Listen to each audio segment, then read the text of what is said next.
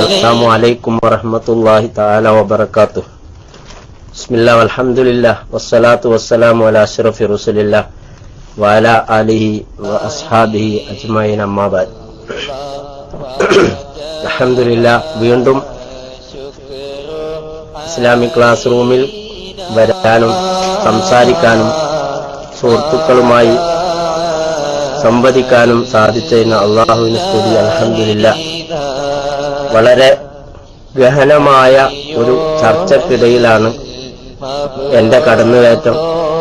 Class റൂമിലുള്ള ഉസ്താദുമാരൊക്കെ എന്നോട്, പ്രത്യേകിച്ച് നൂർ ഫൈസി ഉസ്താദും അതുപോലെ തന്നെ നമ്മുടെ RCKT പോലെയുള്ള നമ്മുടെ നേതാക്കന്മാരും പ്രവർത്തകന്മാരും ഒക്കെ എന്നോട് ക്ഷമിക്കണം. ഇന്ന് ഞാൻ ക്ലാസ് റൂമിൽ ഇതിന്റെ ഇടയ്ക്ക് ഞാനൊരു തവണ ക്ലാസ് റൂമിൽ കയറിയിരുന്നു. ഞാൻ ഒരു മുൻപുള്ള ഒരു മുൻകാല AP പ്രവർത്തകനും ഇപ്പോൾ സമസ്തയുടെ ഒരു നിരന്തര പ്രവർത്തകനുമാണ് എന്ന് അന്ന് ഞാൻ പറഞ്ഞിരുന്നു. അന്ന് വീണ്ടും ഇൻഷാ അല്ലാഹ് ഈ വിഭാഗത്തിന്റെ തട്ടിപ്പുകളെക്കുറിച്ചും വെട്ടിപ്പുകളെക്കുറിച്ചും ഇൻഷാ അല്ലാഹ് ഇനിയുള്ള അവസരങ്ങളിൽ സംസാരിക്കുമെന്ന് ഞാൻ സൂചിപ്പിച്ചിരുന്നു. പക്ഷെ അള്ളാഹുവിന്റെ വിധി പ്രകാരം ഇന്നാണ് എനിക്ക് സമയം കിട്ടിയത്. കാരണം നമ്മുടെ ആത്മീയ ഗുരു ബഹുമാനപ്പെട്ട കോഴക്കുട്ടി ഉസ്താദ് തവ്വലല്ലാഹു ഉംറഹു മഅലാഫിയ മഹാനവർകൾ ബഹ്റൈൻ സന്ദർശിക്കാൻ വരികയും അദ്ദേഹത്തിന്റെ സ്വീകരണവും അദ്ദേഹത്തിന്റെ സമ്മേളനങ്ങളുമായി ബന്ധപ്പെട്ടുള്ള പ്രവർത്തനങ്ങളിലായതുകൊണ്ട് പിന്നീട് ക്ലാസ് റൂമിൽ കയറാൻ സാധിച്ചിരുന്നില്ല. അപ്പൊ ഇന്ന് പ്രത്യേകിച്ച് ക്ലാസ് റൂമിൽ പ്രവേശിക്കാനുണ്ടായ കാരണം, ഒരു NB അബൂബക്കർ വള്ളിക്കുന്ന് എന്ന് പറയുന്ന ഒരു സഹോദരൻ മാധ്യമം ദിനപത്രത്തിൽ ഒരു കുറിപ്പ് എഴുതിയതായിട്ട് കണ്ടു. അപ്പോൾ എന്തായാലും ഇന്നൊന്ന് ക്ലാസ്സിൽ റൂമിൽ കയറണം എന്നെനിക്ക് തോന്നി. വളരെ സ്നേഹത്തോടുകൂടി എന്റെ എതിർ വിഭാഗത്ത് ഇപ്പോൾ നിൽക്കുന്ന എന്റെ മുൻ സഹപ്രവർത്തകരോട് എനിക്ക് പറയാനുള്ള ഒന്ന് രണ്ട് കാര്യങ്ങളുണ്ട്. അതായത്, പലരും എന്നോട് ചോദിക്കാറുണ്ട്, നിങ്ങൾ വലിയൊരു AP പ്രവർത്തകനായിട്ട് നിങ്ങൾ എന്ത് സ്ഥാനമാണ് ആ പ്രസ്ഥാനത്തിൽ നിൽക്കുമ്പോൾ വഹിച്ചതെന്നൊക്കെ ചോദിക്കാറുണ്ട്. പക്ഷെ ഞാൻ ആ വിഭാഗത്തിൽ പ്രവർത്തിച്ച സമയത്ത് ഇന്ന് പല ആളുകളെയും പോലെ ഒരു സ്ഥാനമാനം മോഹിച്ചുകൊണ്ടല്ല ഞങ്ങളാരും ദീനി പ്രവർത്തനം നടത്താറുള്ളത്. കാരണം ഞങ്ങൾ അത് ആഗ്രഹിക്കുന്നില്ല. കാരണം അള്ളാഹുവിന്റെ കോർട്ടിൽ ചെല്ലുമ്പോൾ നമ്മളൊരു ദീനി പ്രവർത്തനായിരുന്നു എന്ന് അള്ളാഹുവിന്റെ അടുക്കൽ പറയപ്പെടുന്നത് മാത്രം ആഗ്രഹിച്ചുകൊണ്ടാണ് ഇന്ന് സമസ്തയിലും അന്ന് അവരുടെ കൂടെയും ഞാൻ പ്രവർത്തിച്ചിരുന്നത് എന്നാണ് എനിക്ക് പറയാനുള്ളത്.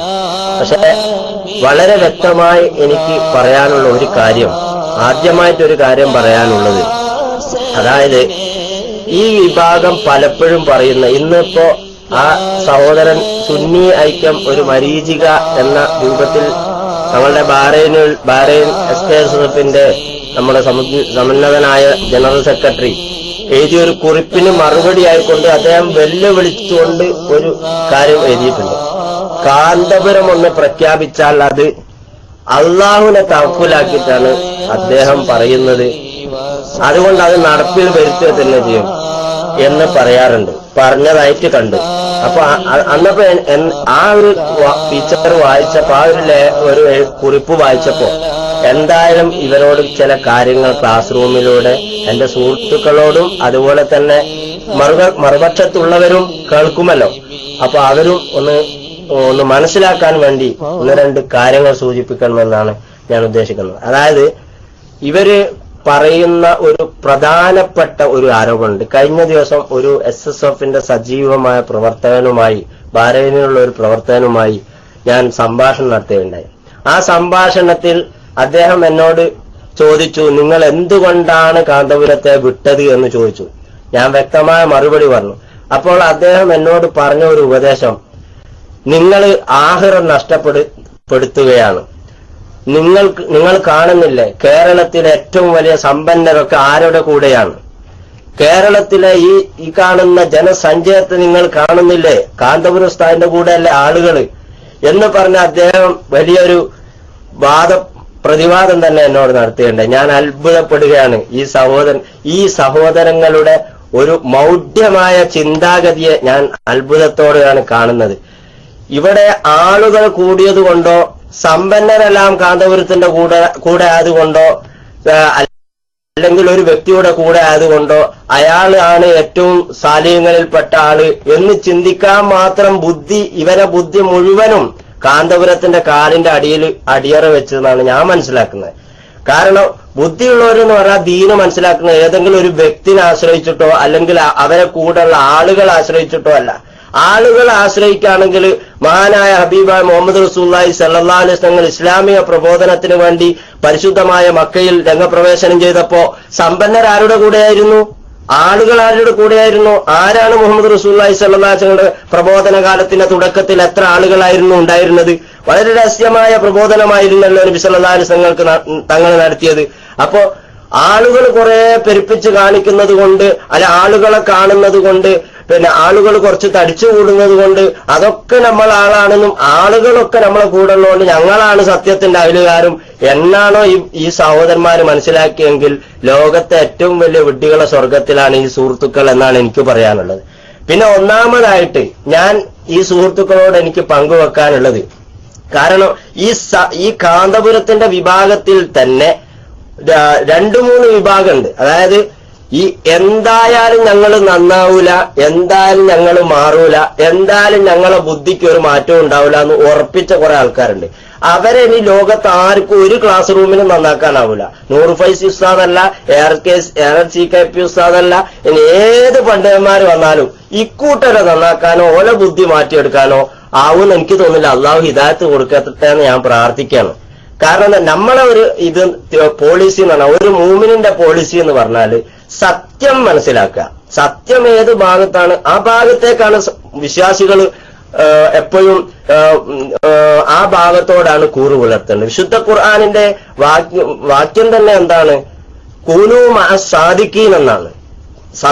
സത്യസന്ധരോടൊപ്പം നിങ്ങൾ ചേരുക എന്നാണ്. അപ്പൊ നമ്മൾ എപ്പോഴും നമ്മളെ ആത്മപരിശോധന നടത്തണമെന്നാണ് ഞാൻ പറയുന്നത്. ഒരു AP വിഭാഗത്തിൽ പെട്ടുപോയ ആളുകളോടാണ് എനിക്ക് പറയുന്നത്. ഈ ബുദ്ധി ഉറപ്പിച്ചു വെച്ച ആൾക്കാർ, അങ്ങനെ തന്നെ ഞാൻ മരണം വരെ നിൽക്കുമെന്ന് ഉറപ്പിച്ചു വെച്ച ആളുകളെ കുറിച്ച് നമുക്കൊന്നും പറയാനില്ല. അതേ സമയത്ത് അല്ലാതായില്ല പലതിന്റെ പേരിലും പെട്ടുപോയ ഒരു മഹാനാണെന്ന് ചിന്തിച്ചിട്ടൊക്കെ പെട്ടുപോയ ആളുകൾ ഉണ്ടെങ്കിൽ അവര് ചിന്തിക്കാൻ വേണ്ടിയിട്ട് 2-3 കാര്യം എനിക്ക് പറയാനുണ്ട്. അത് മനസ്സിലാക്കിയിട്ട് ഇൻഷാ അല്ലാഹ് സാധിക്കുമെങ്കിൽ മാറ്റത്തിന് നിങ്ങൾ തുടക്കം കുറിക്കുക. അള്ളാഹു നിങ്ങൾക്ക് എല്ലാവർക്കും ഹിദായത്ത് നൽകുമാറാവട്ടെ.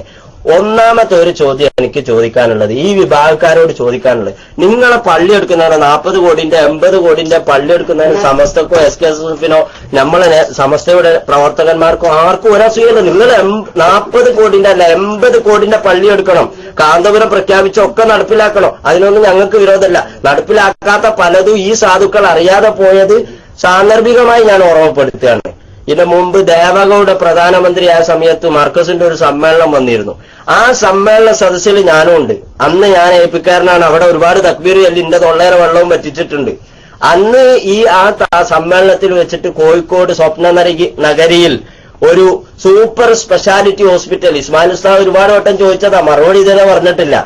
ദേവഗൌഡ പ്രധാനമന്ത്രിയായ സമയത്ത് അദ്ദേഹത്തെ കൊണ്ട് ശിലാസ്ഥാപനം നടത്തിച്ചിട്ട് ഒരു ഹോസ്പിറ്റലിന്റെ ശിലാസ്ഥാപന കർമ്മം നടത്തിയിരുന്നു. അത് എന്റെ ഓർമ്മ ശരിയാണെങ്കിൽ 1996 എന്റെ ഓർമ്മ. അപ്പൊ അത്രയും വർഷം മുമ്പ് നടന്ന ആ പരിപാടിയിൽ നടന്ന ആ ശിലാസ്ഥാപന കർമ്മം നിർവഹിച്ച പ്രധാനമന്ത്രി ശിലാകർമ്മം നിർവഹിച്ച ആ ഹോസ്പിറ്റലിൽ ഇപ്പൊ എടുത്തും കൂട്ടരെ കാന്തപുരം അന്ന് തവക്കുലാക്കിയിട്ടല്ലായിരുന്നു അന്ന് പറഞ്ഞത്. അന്ന് ചിലപ്പം തവക്കുലാക്കിയിട്ടായിരിക്കൂല, ഏതോ ആവട്ടെ. അപ്പൊ അങ്ങനെ ഒരുപാട് സംഭവങ്ങൾ പ്രഖ്യാപിച്ച പല സംഭവങ്ങളും നടക്കാതെ പോയതുകൊണ്ട് ഈ കൂട്ടർക്ക് എല്ലാം അറിയാത്തതുകൊണ്ടായിരിക്കും. പക്ഷെ നമ്മൾ സത്യം മനസ്സിലാക്കിയിട്ട് നീങ്ങുന്നത് കൊണ്ട് നമുക്കതിൽ ആക്ഷേപമൊന്നുമില്ല. ചെയ്യാൻ ചെയ്യാത്തതിലൊന്നും പിന്നെ മറ്റേ മെഡിക്കൽ കോളേജ് ആയാലും വേറെ അങ്ങനെ ഒരുപാട് വിഷയങ്ങളുണ്ട്. അതൊന്നും ഞാനിപ്പോ അങ്ങോട്ടൊന്നും കടക്കുന്നില്ല. ഓർമ്മിപ്പിക്കാൻ വേണ്ടി ഒരു എക്സാമ്പിൾ പറഞ്ഞെന്ന് മാത്രം. പിന്നെ നമുക്ക് കാര്യമായിട്ട് എനിക്ക് ചോദിക്കാനുള്ളത്, ഈ ആളുകളോട് നമുക്ക് ചോദിക്കാനുള്ളത്, എന്തിനായിരുന്നു നിങ്ങൾ സമസ്തയിൽ നിന്ന് ഇറങ്ങിപ്പോകുന്നത്? നമ്മളെ ഈ കാന്തപുരം വിഭാഗം എന്തിനായിരുന്നു സമസ്തയിൽ നിന്ന് ഇറങ്ങിപ്പോകുന്നതെന്ന് എപ്പോഴെങ്കിലും ഒന്ന് ആത്മാർത്ഥമായി ചിന്തിച്ചിട്ടുണ്ടോ? ഇവര് ചിന്തിക്കൂല. കാരണം ഇവര് എന്ന് പറഞ്ഞാൽ ബുദ്ധി മുഴുവനും കാന്തപുരത്തിന്റെ കാലിന്റെ അടിയിൽ വെച്ചു കൊടുത്തു കഴിഞ്ഞാൽ പിന്നെ രക്ഷല്ല. കാരണം എന്താ, എന്തുകൊണ്ട് സമസ്തയിൽ നിന്ന് ഈ 6 ആളുകൾ ഇറങ്ങിപ്പോന്നു? അതിന്റെ മെയിനായ വശം അത് മാത്രം മനസ്സിലാക്കിയ, ബാക്കി മുടിയോ പൊടിയോ പള്ളിയോ എന്തെങ്കിലും ആട്ടെ, അതൊന്നും ഒരു വിഷയമല്ല, അതൊന്നും ഒരു മർമ്മപ്രധാന വിഷയമല്ല.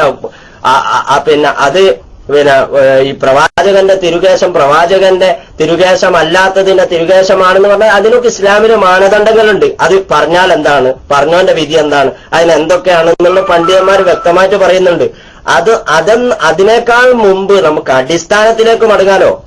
ഷാറു മുബാറക്ക് ഇപ്പം ഇന്നത്തെ പത്രത്തിൽ പറഞ്ഞത് കാന്തപുരം പറഞ്ഞത് ഇതുവരെ നടപ്പിലാക്കിയിട്ടുണ്ടെന്നാ. അപ്പൊ കാന്തപുരം ആദ്യം ഞാൻ കേരളത്തിലുള്ള സമയത്ത് നാടായ നാടൊട്ടുക്കും അഴ്സനി അടക്കം സ്റ്റേജ് വന്ന് ഷാറു മുബാറക്കിന്റെ മസ്ജിദിന്റെ പള്ളി കാണിച്ച് ഷാറു മുബാറക്ക് മസ്ജിദിൽ പങ്കാളികളാവുകയാണ്. പിന്നെ ശിലാസ്ഥാപന കർമ്മത്തുമ്പോൾക്ക് ആസാർ നബിയായി, ആസാർ മസ്ജിദായി, ഇപ്പം പിന്നെ നോളേജ് സിറ്റിയായി. അപ്പം കാലാന്തരമായി മാറ്റങ്ങൾ പലതും നിങ്ങൾക്ക് വരുന്നുണ്ട്. വാക്കുകളൊക്കെ മാറ്റി മാറ്റി പറയേണ്ട ഗതികൾ. കാരണം കൂട്ടത്തിലുള്ളവർ തന്നെ കുത്താൻ തുടങ്ങി. ഷെയറുമാർക്ക് മസ്ജിദ് എന്നിട്ട് ഒരു മസ്ജിദ് ഉണ്ടാക്കാൻ പറ്റുമോ പറ്റൂല എന്നുള്ള ചർച്ച ഒക്കെ വന്ന് പല പണ്ഡിതന്മാരും നിങ്ങളെ കൂട്ടത്തിലുള്ളവർ തന്നെ എതിർക്കാൻ തുടങ്ങിയപ്പോ നിങ്ങൾക്ക് മാറ്റേണ്ടി വന്നു. അതൊന്നും ഇപ്പൊ നമ്മൾ ചർച്ച ചെയ്യുന്നില്ല. ഒക്കെ ഒരുപാട് കാര്യങ്ങൾ സംസാരിക്കാറുണ്ട്. പക്ഷെ അടിസ്ഥാനപരമായി കാന്തപുരം വിഭാഗം സമസ്തയിൽ നിന്ന് ഇറങ്ങിപ്പോകുന്നതിന്റെ കാരണം എന്താ? അത് ഓരോ SSF-കാരനും മനസ്സിലാക്കിയിട്ട് പെട്ടുപോയവർ യഥാർത്ഥ സമസ്തയിലേക്ക് മടങ്ങണം എന്നാണ് എനിക്ക് പറയാനുള്ളത്. അതായത് ഒന്നാമത്തെ കാരണം സമസ്തക്ക് വിധേയികളോട് ഉള്ള മൃദു സമീപനം എന്നാണ്.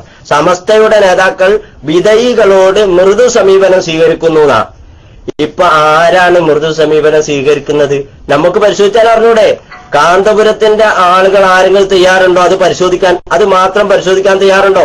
എന്ത് സമീപനമാണ് വിധേയികളോട് കാന്തപുരം വിഭാഗത്തിന്, കാന്തപുരവും കാന്തപുരത്തിന്റെ സംഘടനാ നേതാക്കന്മാരും ഇപ്പോൾ അനുവർത്തിക്കുന്ന രീതികൾ എന്താണ് എന്ന് ഒന്ന് ചർച്ച ചെയ്യാൻ തയ്യാറുണ്ടെങ്കിൽ നിങ്ങളെ ക്ലാസ് റൂമിലേക്ക് നമ്മൾ ഹാർദവമായി സ്വാഗതം ചെയ്യാൻ ആഗ്രഹിക്കുകയാണ്. രണ്ടാമത്തെ ഒരു വിഷയം, ബഹുമാനപ്പെട്ട വന്യവയോധികരായിരുന്ന മഹാനായ ശംസുൽ ഉലമ